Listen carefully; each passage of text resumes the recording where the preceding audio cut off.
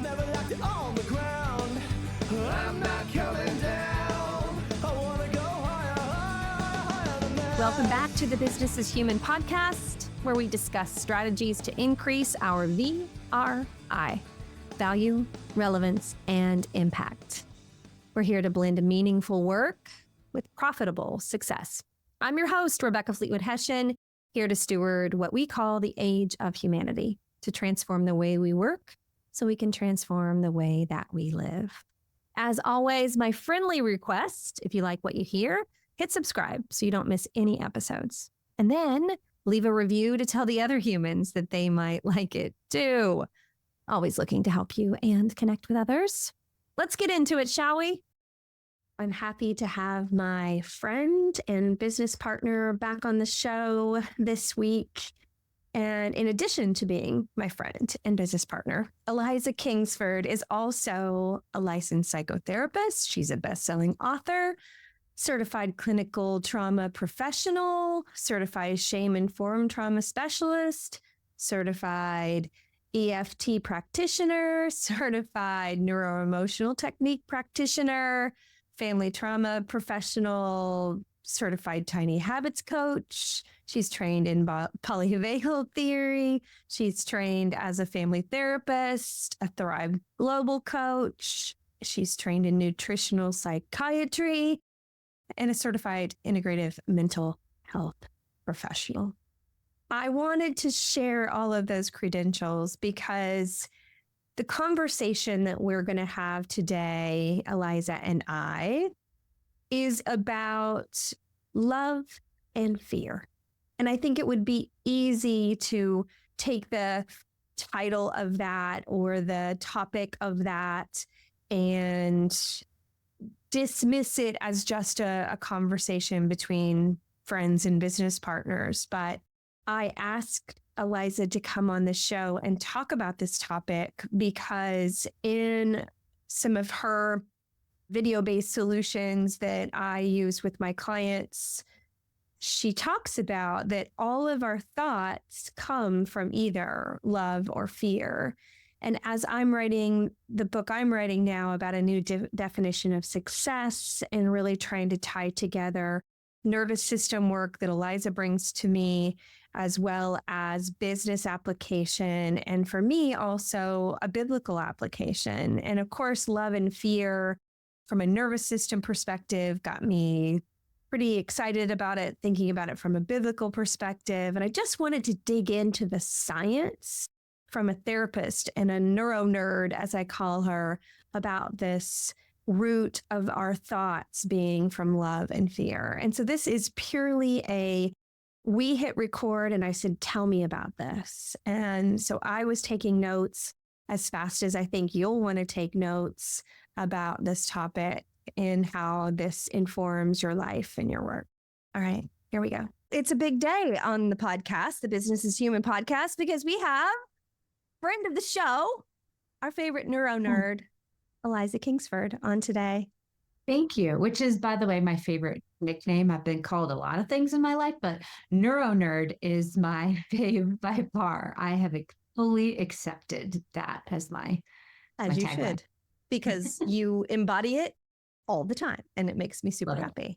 So you and I have been working together. You're one of the Thrive guides for my Rise and Thrive experience. We got to spend some time together last week. We just have this symbiotic business, friendship, respect relationship that I dearly love.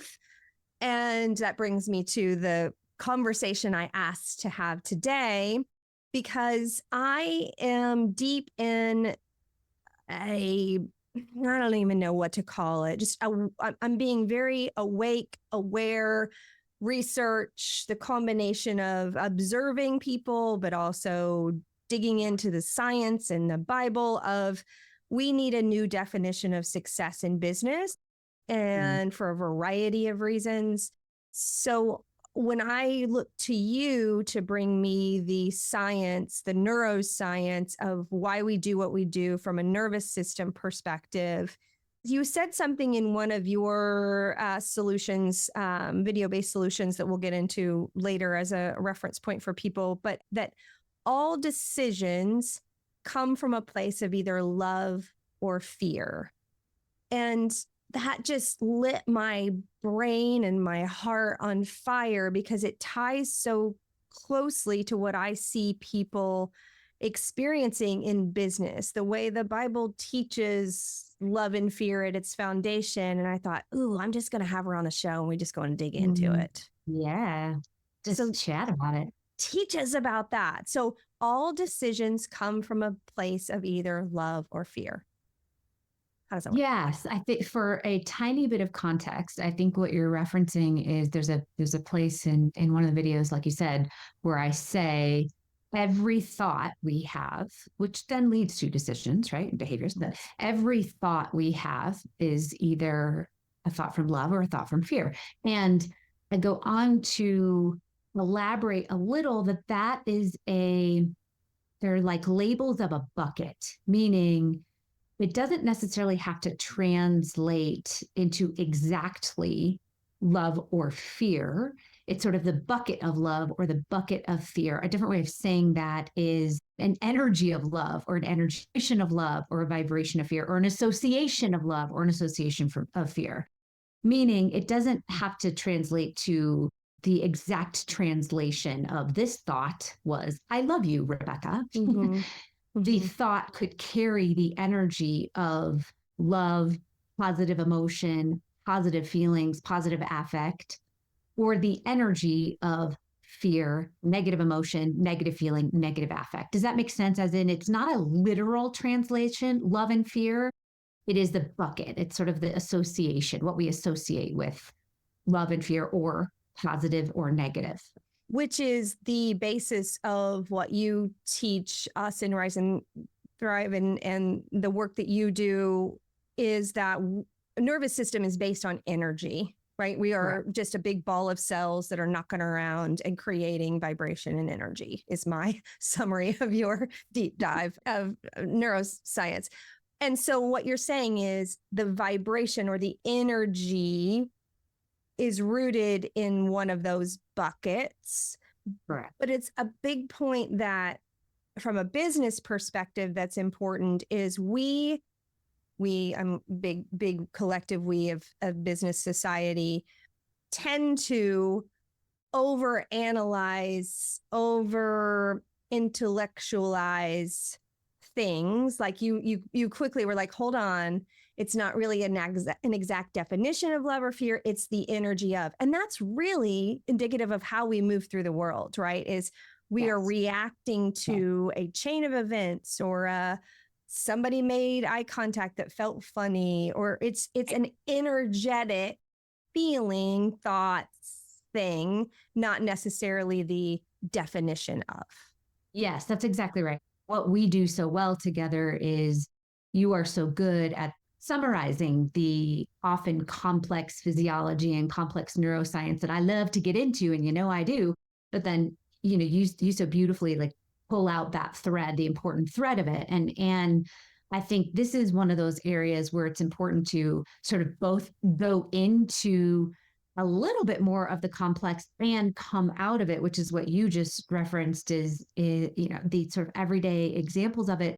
But what I love to illustrate is that because this is true, every thought we have truly, as you just said, the way we walk through the world is through an energy of love or fear. Now that is oversimplifying the complex physiology, because if we really get down to the nitty gritty, what we're saying is your nervous system is in either safety and connection or protection. It is an either or experience. My mentor, Dr. Stephen Porges, has the sort of science to show that from physiology, we are in an either or experience. It's not just Dr. Porges. There's many scientists who've shown this. It is a either or. So we're either in an energy of safety or we're in an energy of protection. We're either in love or in fear, right? So and safety and connection is the love bucket and protection is the fear bucket. Exactly. And so you can use all kinds of different language and analogies to illustrate this point. But I think what you're probably moving towards, and the important piece of this is when we are in safety and connection or love, we function completely differently from head to toe, quite literally head to toe, meaning our thoughts are different, our experiences are different, our physiology is different, our digestive system is different, our heartbeat's different, our breathing's different, our lung capacity is different. Everything is different when we are in love. And everything is different when we are in fear. And so it's not just a platitude to say every thought we have is from love or fear. It's quite literally the determinant of our entire life experience. How we move through life is dictated by that. Are we in this love or are we in fear? So, based on which energy bucket we're pouring from, we are going to show up. Now, coming to a business context, we're going to show up on a Zoom in a meeting for a client, emoting that energy based on where we started the day with which bucket we're in. Yeah, I mean, Sick. well, I don't think it's too simplistic in the sense that I think it really helps people understand. However, sometimes I think it's not deep enough to help people really understand the implication, meaning we're not just saying if you're in a bad mood, you might have a bad day, but it's so much more powerful than that. The fear bucket actually is the one that ends up changing much of our physiology. Let's bring it into day-to-day example. Let's say you are going into a meeting and the context of the meeting is such that you were responsible for a big piece in it and your boss has not been happy with whatever it was that you did before and he asked you to fix it. And so now, this is you trying to fix it and you're not feeling so confident in it, right? Or you're triggered by someone else in the meeting, or perhaps you're triggered by something else that happened in the day. You're solidly rooted in your, we'll call it fear bucket, right? Or this protective response in the body. When that happens, you don't show up as the same person who would show up if they were in the connected space, meaning your delivery is different, your receptivity is different. So the sounds you hear is different. The words you receive are different.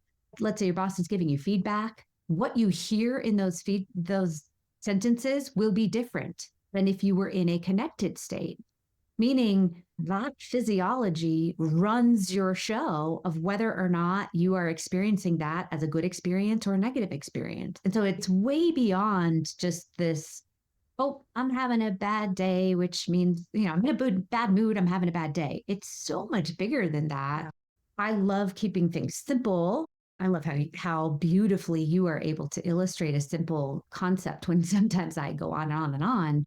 And I think it's really important for people to understand that this is quite literally, this is dictating our world and everyone in it. The way that information and experiences get experienced back and forth is due to this. And you're showing up as a different version of you depending on which bucket you're coming from. And I immediately thought of examples of times when I felt defensive for whatever reason that you're talking about. Either my boss was not happy with me or my client wasn't happy with me. And I would often in that place, before I knew a lot of this stuff, receive feedback defensively. Right. And now I know I literally was protecting myself from hearing the truth, probably. Correct. That's it. Yes. Because I wasn't open enough, vulnerable enough, coming from a place I would love to connect with you. So I need to hear your feedback, even though it's not affirming and positive. It's important. Just like a friendship or a relationship would, you would need to hear something difficult if we're going to continue this relationship so that we can find something that is safe and connected. And you said the most important piece, which is your own experience of feeling defensive, which, as you said, is a protective response, a fear response for whatever reason. Your own experience of feeling defensive changed your ability to hear the incoming information And so it further removes us from connection with that other person or that other situation. I think that's the piece, is that this acknowledgement, even when it's justified, because when I start to go in down this road, people will say, yeah, but this person said this. Aren't I justified in being defensive? And I will say, absolutely. When we're living this way, I call it the state first approach. As you know, when we're living in a state first approach, it does not justify everyone's actions around you and then make you responsible. You're not to blame for the defensiveness. But when we can own it and say, oh, I recognize that I am in a place of defensiveness or fear or protection, or however we want to call it. If I can recognize that when I'm in that place, oh, that changes things for me, then I have an opportunity to have agency and work with it differently. It doesn't mean that I'm not justified or that it's my fault or anything like that. Only then, when we can recognize it, does it allow us to be able to do something different with that information. You and I were together last week before last, can't even remember now. We were together a few days ago, and you gave this beautiful example of an exchange you had with one of your kiddos. What you were able to say was, when you were recognizing, oh, yep, I'm in this protective place, and even just naming it, going, I'm in the protected place. So that's how, that's why I'm feeling this way. And, your kiddo is able to receive it and go, okay, gotcha, and respond differently. The point is, it doesn't make it anybody's fault. There's no blame. It just allows us to have completely different agency. And by that, I mean, we have control, we have option, we have choice when we know that we're in a place of protection and that we respond differently. Now, all of a sudden, we put ourselves back in the driver's seat. That's the big piece of it. So let's unpack that. So we generally come to a situation wanting to either have judgment or justification. We're looking for, are we right or wrong in this situation, is usually how we interact. And what you're suggesting, what you've taught me and I've then taught my kids and clients, is we want to first recognize this state our nervous system is in before we move to anything that is about exchanging with others. So I call it just that reflection. What state am I in? And so there are fundamentally three places. You can be in that love, safety, connection place. You can be in a protection place, but you're either activated by one of those things, fear or love, all of those things. You just want to stop and say, what state am I in? Oh, I'm in a state of activation to protect myself because I'm feeling attacked by this client's feedback because it's not positive. And instead of saying, I'm going to judge that person's perspective and defend myself because I'm in this fear, you're going to stop and you're going to say, hold on, how can I get myself in a place where I can actually receive that safely? That's right.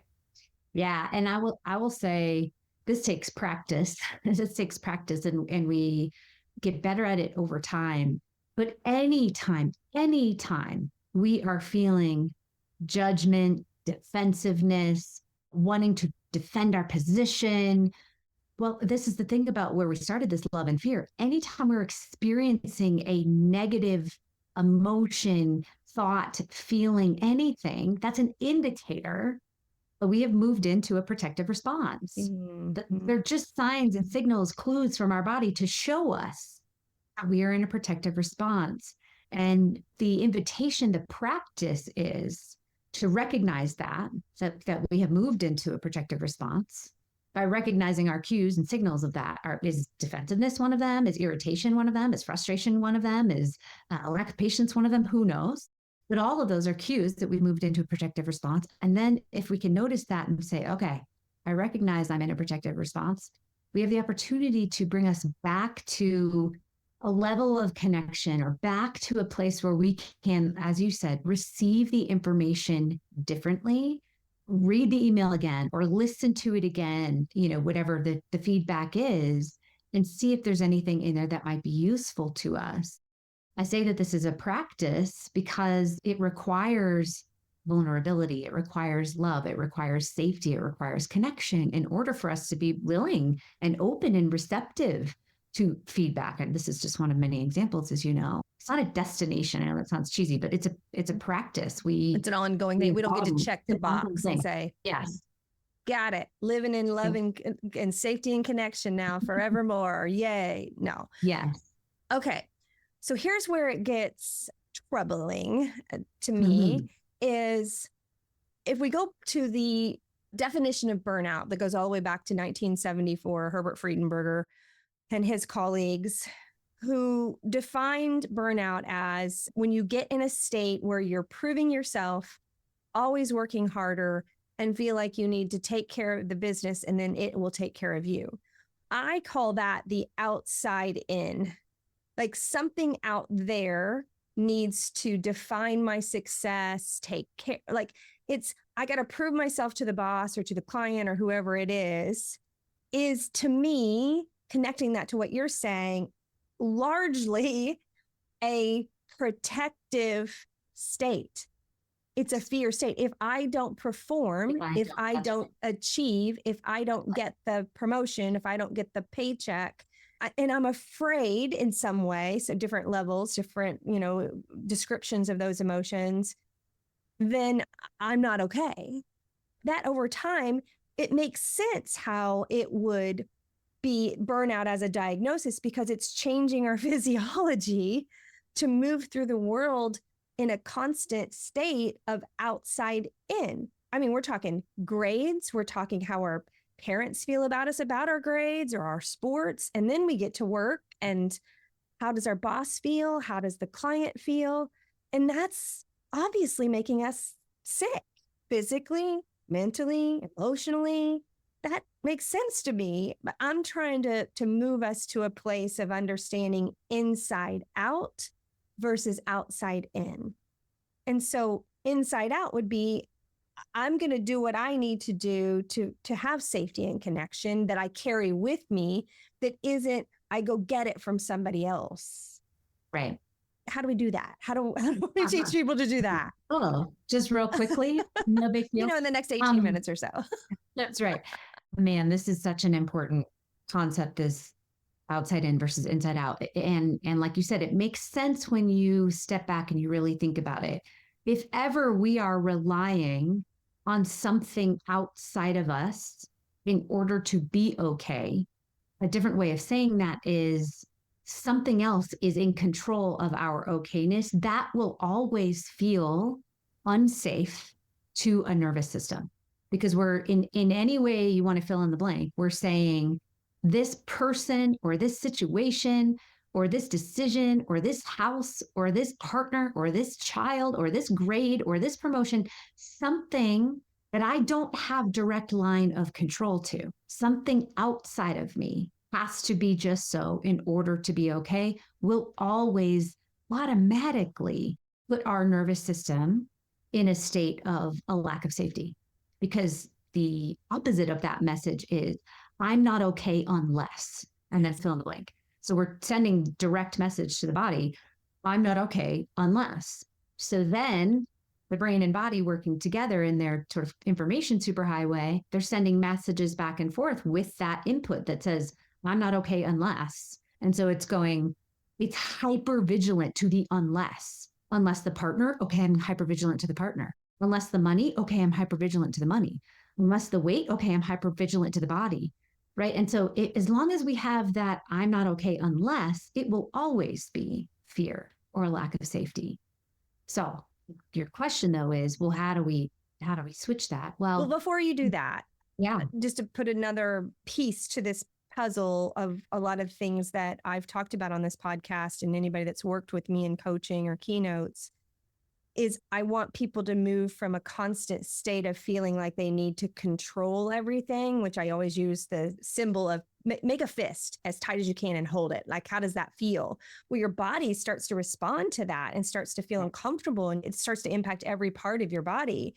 And so if we move from control to connection, where we open our hands, open our mind, open our heart, that to me is the symbol of safety and connection. I'm vulnerable, but I'm reaching out to connect because my head, my heart, my hands, I'm okay.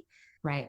But I also want to tie it to business people. And I'm going to focus in on women here for a minute, who have begun to believe that they have to be in control of everything. Right. The job, the kids, the spouse, the weekend sports activities, whatever, the birthday party. And so it makes sense to me why women are experiencing huge health crisis from autoimmune disease and all kinds of different things that are showing up for women on a large scale because of this state of, I got to control everything to protect everybody, and it's all on me. Yes. And I mean, that goes back to where we even first started this conversation is think about that for a moment. What would the opposite of a need to control? Why would we need to control? There would only be a need to control if we are afraid of something else. If I don't control this, then what? It falls apart. They don't do it right. Whatever, fill in the blank. But if we think about that from a fear and love perspective, so this is, people will say, that's not true. There's not only fear or love. And I'll say, let's play with it. Let's try it. Okay, let's talk about the concept of control. The concept of control is only there because on the flip side of that is what? Is You're fear afraid of something. If you weren't afraid of something happening, then you wouldn't have the need to control it. So there's the fear piece. So then our way out is the love piece. And that's where you started to talk about that connection, safety, belief, faith, surrender, whatever you want to call it. That would be the other side of that fear coin. So when we start talking about the way out, and there's, it's not a simple solution. There's a lot of pieces to it, but the broad answer is we have to follow the path to love, to safety, to connection in order to get out of that. So if we're going back to business where it becomes, it's got to be the next promotion or the next thing or the next, you name it, whether it's dollars or status or whatever it is. And those are things external. Those are outside in. The question is, how do we start to develop an awareness of the inside out? And that starts with, what does make me feel fulfilled, happy, supported, loved? Fill in that blank. We have to start to examine it from a different perspective because we're so used to all of the outside in that so many people don't even know how to answer those questions of what would safety, connection, vulnerability, love, happiness, you fill in, they're all the same energy. That's why I talk about it in buckets. It's all the same energy. You can fill it in with a word that feels better, but what does love, passion, purpose, you do this beautiful thing of helping people with their unique gifts and talents, but you don't say, well, what are you paid for? You say what? How do you ask? How do you bring it out of them? One of my favorite ones is, what was 14-year-old you doing for fun? Let's go back to before the outside world had a grip on you and you performing and start to get it. What do you love to do that you're good at? Those are the two fundamental questions that I ask. What do you love to do that you're good at? Exactly. So you're not saying, well, what would the next step on the ladder be and how much is it going to pay? I get it. I'm making it a little light, but it's a way to illustrate. We often don't ask that. And have you found that oftentimes what people love to do that they're good at, they'll dismiss because it comes so naturally. It's just part of who they are, which you then want to bring more of that out in them, right? They're like, no, that's not a big deal. I'm like, that is the biggest deal. Exactly. That very thing is the biggest deal, right?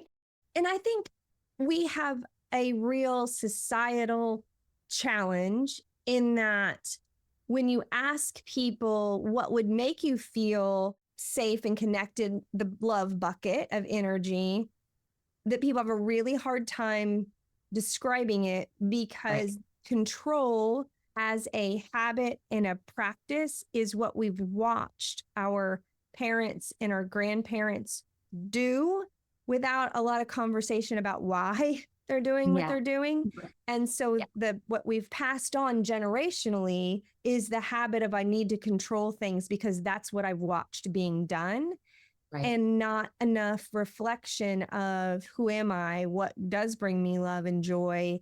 And so when I ask people, well, what does happen if you just don't do that? When they're just in that state of like striving control, fist tight, they can't even tell me. Right. Well, I don't know. Well, let go and see what happens. Yeah, But the thought of letting go of these habits that have been passed on over and over again, I think is one of our biggest challenges, is to start having the thoughts and reflecting on ourselves for what gives us that sense of satisfaction. When I put out a survey on LinkedIn many years ago, writing my last book, What is a Thriving Life? And I gave them some qualifiers and some context. The most profound response that I got, and the highest number of responses, said the same version of it, which is, I don't know. I should know. Why don't I know? I need to think about this. You've really given me something to think about. And if we don't even know what safety and connection is for us, how can we come from that bucket? Yes. It is so important to start to bring to life what is safety and connection for us. As you know, that's why we were together a couple of weeks ago to help a group of people do that and figure that out and determine what that looks like, because identifying our states, as you mentioned earlier, is the most important piece of this, so that we get cued, that we get signals. Oh, I am in that state. I have moved from this state, which allows us to then work with it differently. But you said something a minute ago about habits and control, sort of watching our parents' habits and control, and their parents watching their parents, and it gets passed down through the generations. And what I'll say is that's the other, nervous system is one piece of this. It's the foundational piece. It's the most important piece because it controls everything. But then our brain and body are so powerful. They are optimized. The brain and body are optimized to continue the path of least resistance, to oversimplify it. And so those habits and that control are a product, are a outcome of a nervous system who is attuned to a certain level of protection. Then the brain and body are optimized to continue that path of least resistance. So if someone is used to controlling and that feeling of clamping down and control, to the brain and body, that's just what they've always done, who they've always been. And so it's just going to continue to send them down that route because it's familiar, it's homeostasis, it's who they've always been. It doesn't mean they have to always be that way, but to step outside of that path takes intention. You and I have always talked about this sort of daily stillness practice and the practice of actually being and doing something different, because if we don't intentionally knock ourselves off course, we are designed to just continue with the way things have always been. And that's true in every area of our lives, but it's why people get decades into a career path that they realize, I'm miserable. I hate this. Well, a little bit of credit to you for getting there, because we are designed to just do what we've always done unless we intentionally take ourselves off that course. So I just had this thought, and I can say this has been my experience. And now my brain is scanning all the clients, men and women, that I've worked with and saying, yep, that one, that one, that one, that one, is that this sense of controlling things as it relates to life and business has become the counterfeit of safety and connection for us. It's the place where we have felt the safest, yes, because we are in control. Therefore, nobody or nothing else can mess it up. I'm going to fix it. And it's a counterfeit because it's not true. It's really rooted in the fear bucket instead of the love bucket, because my sense of wanting to control everything did very little positive things to the relationships in my life. In fact, they were the detriment of most of them, including my children, for a long time, trying to control and fix everything instead of connect. And so it's this counterfeit feeling of safety that control is providing for us out of habit versus real safety and connection is going to require us, as you said, to get out of the homeostasis of the counterfeit that we think we have control over, keeping it. I love how you just said that. Counterfeit is a perfect descriptor of it, because if we're looking at a counterfeit $20 bill, it looks real, it feels real. You could even try and pay for it. Oh, it did. You can take it. Tried. But you know it's not real. If you made that counterfeit 20, somewhere inside of you, there is a little screaming voice that even if someone accepts it, even if you hand it to someone and they say, yeah, that feels really real, you know that it's not. And they know it doesn't feel like love and connection. It feels like somebody's trying to fix me and control me. Right.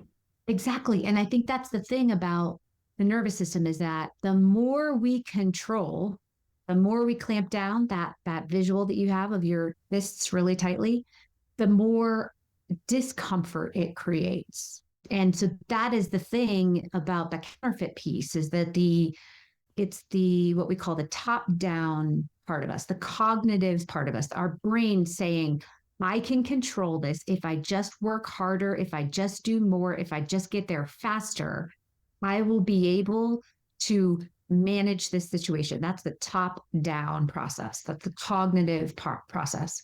But the irony there is that the more we do that, the more discomfort we create. So the bottom up process, the nervous system, the way that that information superhighway communicates with one another, the bottom up process is responding to the energy, to the vibration, to the fear. It's responding to the fear in you, not to the safety in you. And that's when you say counterfeit, that's why that lands so well, is because it can look real and feel real and smell real, but it ain't real. And when we are living in that place of control as a way to try and protect ourselves, it's creating counterfeit safety. Yeah. Which our cellular structure feels as fear. Cellular structure feels as fear. So it's saying as such. It's saying the nope. Cellular structure is responding to the energy, not the actions.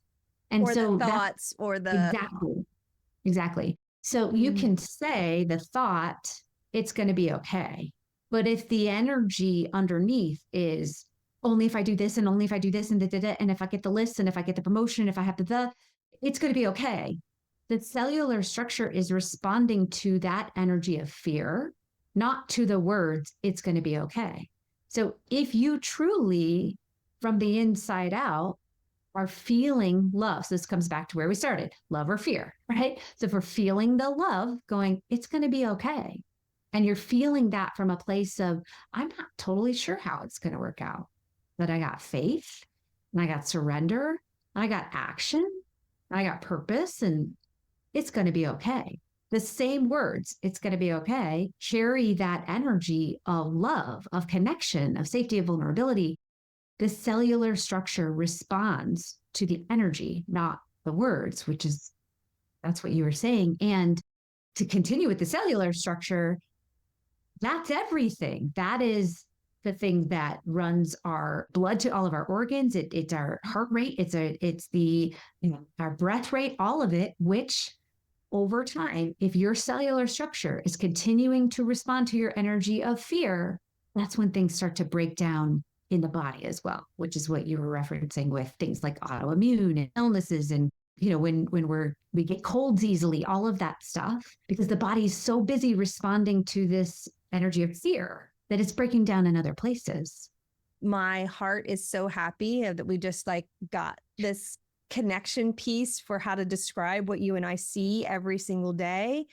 But I'm also feeling sad because I think of the millions of people out there who are doing everything right by societal standards to check the box and fix it and control it, and waking up most days thinking there's got to be more than this. And that literally makes me tear up with just sadness that they're missing some of the best part. I missed many years of my life in this state And so if I take it now and add in Bible stuff that I am so passionate about, you said it, the surrender, the faith, you use those words. And so the Bible says if you have faith and surrender to God, who is love, you will get what's called fruits of the Spirit, which is joy, love, connection, self-control, which means I'm going to name my state. I'm going to understand where I am. Like,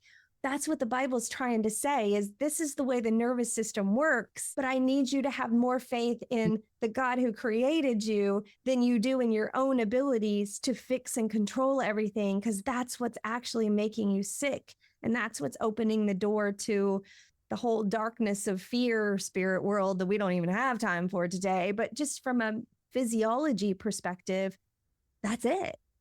That's it. And I think sometimes when people hear things like faith and surrender, I think sometimes they mistake that for resignation, as in Giving up. That's it. to sit here and give up and throw my hands up. And that feels too unsafe and uncomfortable to do nothing. And you tell me if you hear this differently, but when I hear faith and surrender, so if you're going with the love and fear, right? Yeah. When I hear faith and surrender, what I hear is absolutely still taking action, moving forward, continuing to make choices and decisions if I want to, but from a place of faith that whatever is in front of me will lead me on the path. That's where faith comes in. Is not that I'm just throwing my hands up That and it's resign. meek or weak. Not, well, meek is actually a good word. But it's misconstrued also. It's weak.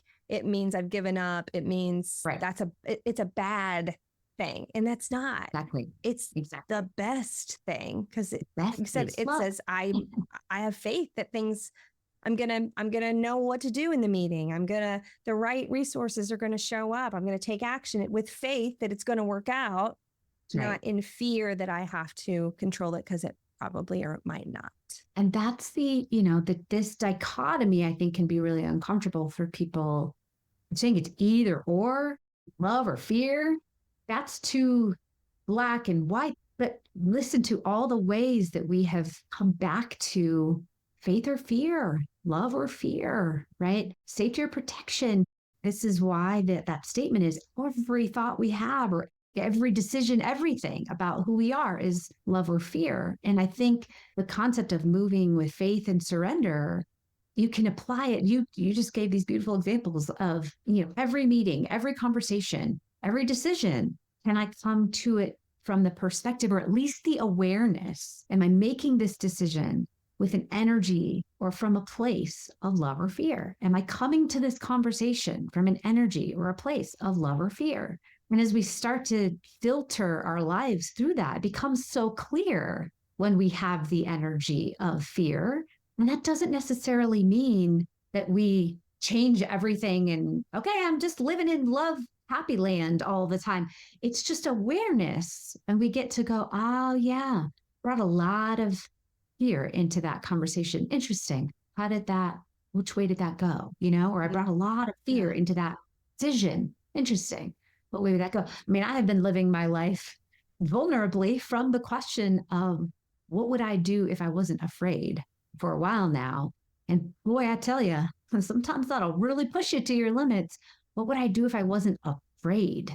Right? It's a powerful question to ask, even if we just want some data points for information. I'm thinking about surrendering. Let's use a sales example, because that's an easy business example. If I'm preparing to hit a sales goal, let's say, my company or I have said I'm going to do $1 million this year. And so I've got that.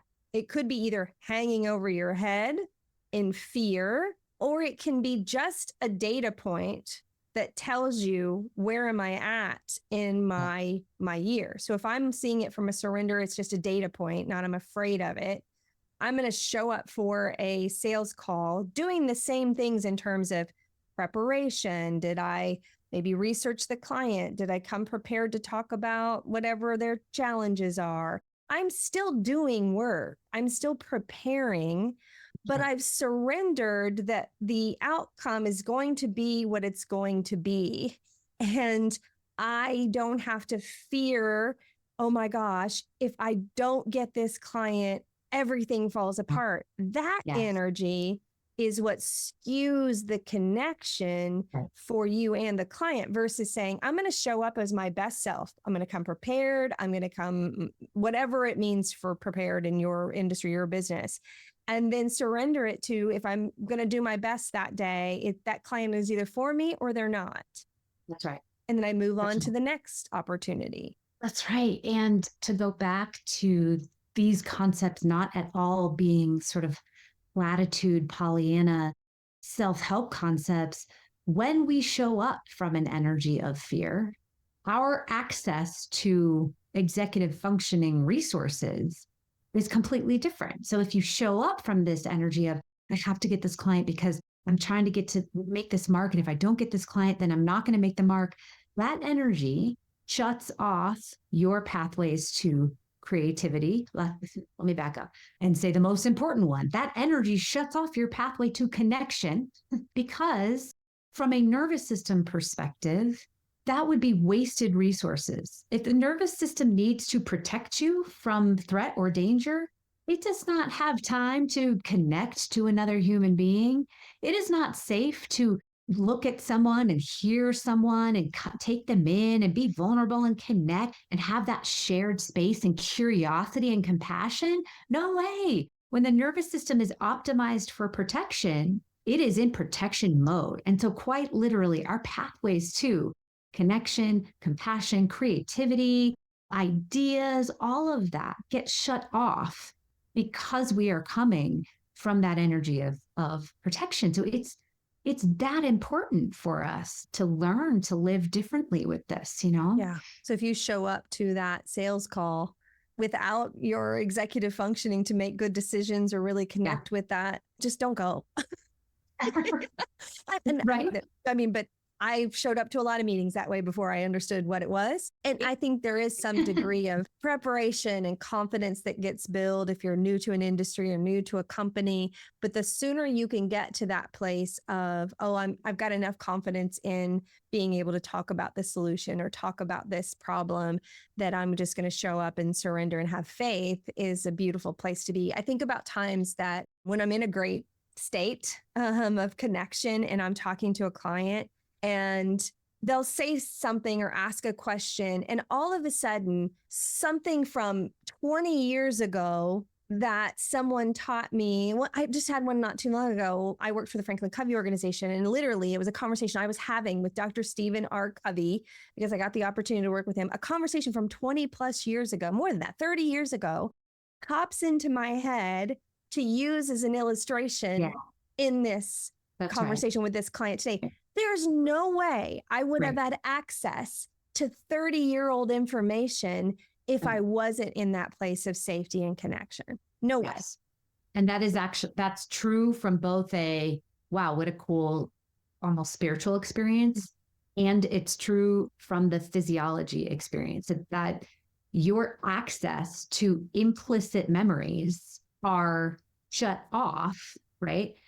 When we are in, or the implicit memories that it pulls up change depending on which state you're in. So if you're not in, you know, if that conversation with Dr. Covey was from this place of, oh, so great, and we're connected, we had this great conversation. Oh, that was really interesting. That's stored in a place in your memory with safety.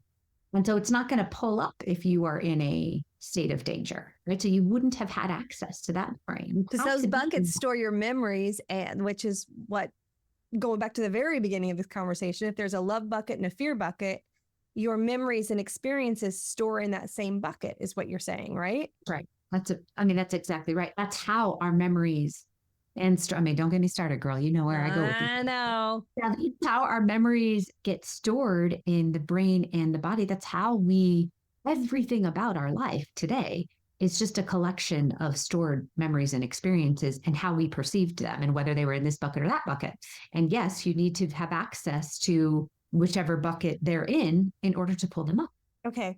Power question as we wrap up, because we could do this for days. Let's say that you have had a long run of fear experiences in your life, maybe childhood, maybe bad boss from a previous organization, just your fear bucket is overflowing and your love bucket feels sparse.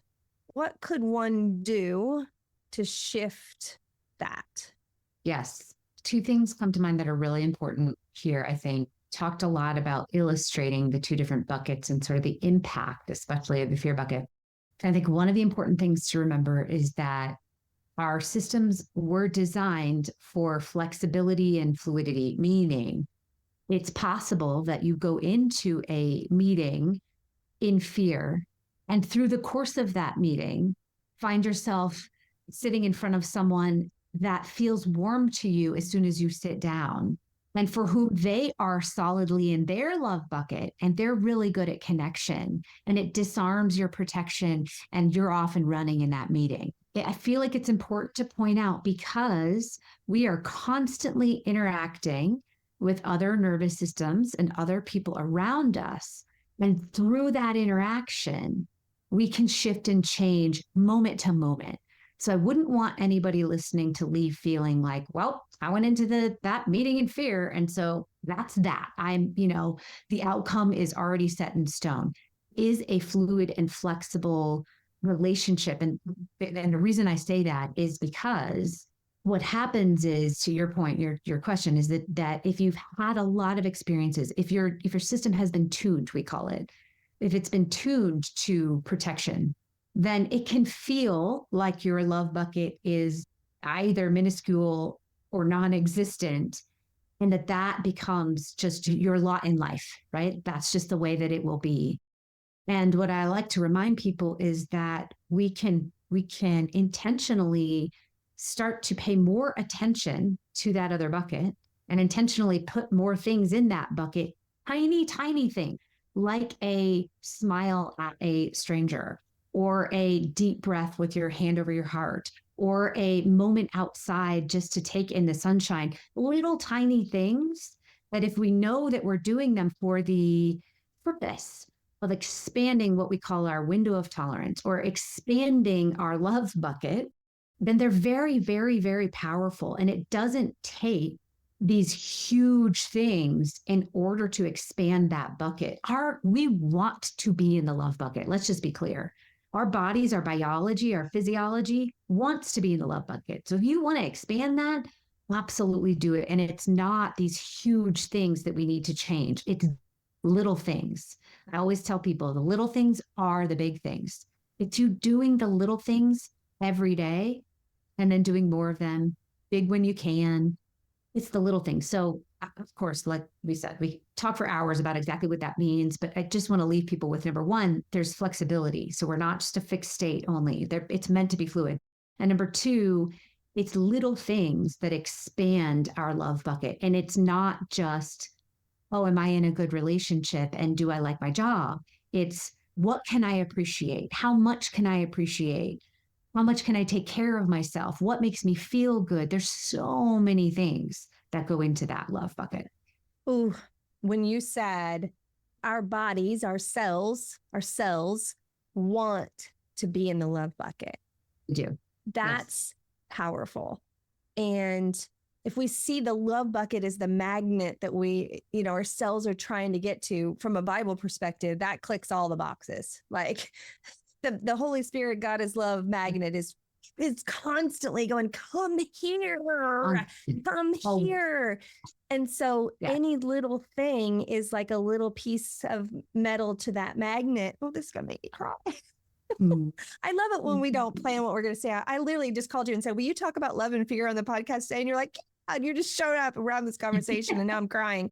But if we just put little pieces into that bucket, it does magnetize, and it magnetizes to fill it up, but it also magnetizes our energy to attract others more powerfully. Absolutely. And that's why the daily stillness practice is so important to you and I. Is to me, that's that space in the day. And now I have a 2 times a day. I have my morning one and I have a 3 p.m. check-in place that I just stand with my feet in the grass and let the sun hit my face and just say, what a beautiful day, or the flowers are doing this, or the dog did this, or it's not big, I won the deal, or I got promoted. It literally is those little tiny moments that I just can be in love with. Just a moment. Yes, that's right.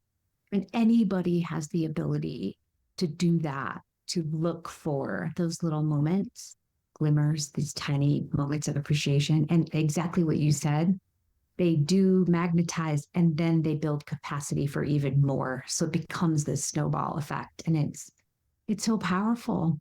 I think sometimes the last thing I'll say about that is we make the mistake of thinking, because it was so hard and painful and complex sometimes to get to the way that we are, it's going to take something just as big or life-changing or jarring in order to get us somewhere else. Paradox is that it's actually the opposite that takes us out of it.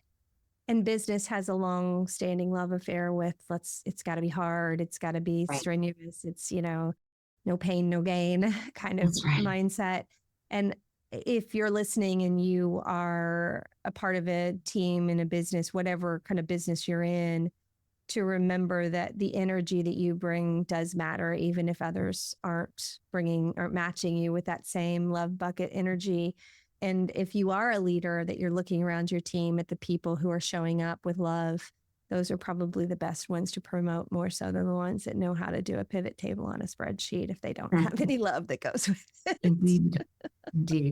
Oh my gosh, we can 3 more hours on this. So I know. Can we come back and dig into this maybe in a couple months after people have had a chance to digest some of this? I'm going to put some links to your stuff in the show notes, of course, because you're offering amazing solutions that are all rooted in the nervous system, both for health, weight, body image, but also now bringing nervous system understanding to the masses and to the business community, which I'm really excited to be a partner with you in. So we've given people enough to probably today walk around with a little bit glazed over, wow, could it really be that simple to just have moments of more love in our lives to have a better life? Yeah, maybe, but we'll keep building on this for them over the next few months. So hit subscribe so you don't miss it. Indeed. How can people, what's the best way for people to find you these days? I know website, ElizaKingsford.com. Yeah, ElizaKingsford.com. And then just at Eliza Kingsford on Instagram, probably best places. Yeah, you do great